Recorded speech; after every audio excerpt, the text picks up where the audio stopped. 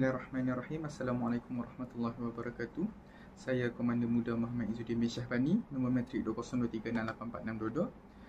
Pada hari ini saya akan memberikan tazkirah ringkas yang bertajuk menjaga tutur kata sepanjang bulan Ramadan. Seperti yang kita tahu, sepanjang bulan Ramadan ini kita bukannya sahaja menahan lapar dan dahaga, malah kita juga menahan mulut kita daripada mengatakan perkara yang sia-sia, perkara yang kasar dan sebagainya. Di sini saya akan sampaikan satu hadis yang berkait dengan tajuk tazkirah saya ini. Barang siapa yang tidak meninggalkan perkataan dusta dan perbuatan buruk, maka Allah tidak berhajat kepada usahanya meninggalkan makan dan minumnya. Hadis riwayat Bukhari. Itu adalah hadis yang berkait rapat dengan tazkirah, tajuk tazkirah yang saya akan sampaikan. Jadi kita teruskan kepada kepentingan menjaga tutur kata sepanjang bulan Ramadan. Yang pertama sekali adalah mengelakkan dosa dan menjaga kesucian berpuasa. Seperti yang kita tahu, dengan tidak mengatakan perkara-perkara yang kesat, tidak memfitnah sesama sendiri, kita akan dapat mengelakkan kita daripada mendapat dosa di bulan yang suci ini.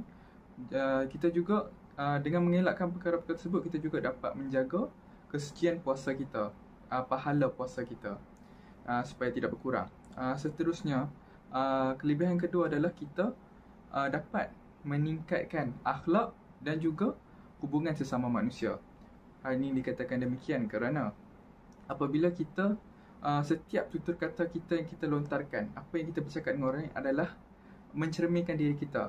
Jika perkataan yang kita cakap kepada orang lain semuanya yang baik-baik, maka dia mencerminkan akhlak kita yang baik juga. Selain itu, kita juga boleh merapatkan hubungan antara satu sama lain.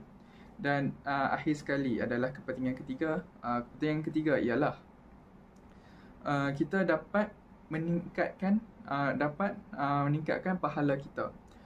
Ganjaran pahala yang Allah kurniakan pada bulan Ramadan ini berlipat ganda. Jadi dengan kita berusaha menjaga tutur kata kita, pahala yang kita dapat juga berlipat kali ganda daripada Allah Subhanahu Wa Taala. Jadi kesimpulannya, sepanjang bulan mulia ini, sepanjang bulan Ramadan ini, marilah kita bersama-sama berusaha menjaga diri kita daripada perkataan-perkataan yang sia-sia, juga memperbaiki diri kita supaya menjadi lebih baik untuk bulan yang akan datang. Sekian daripada saya, terima kasih.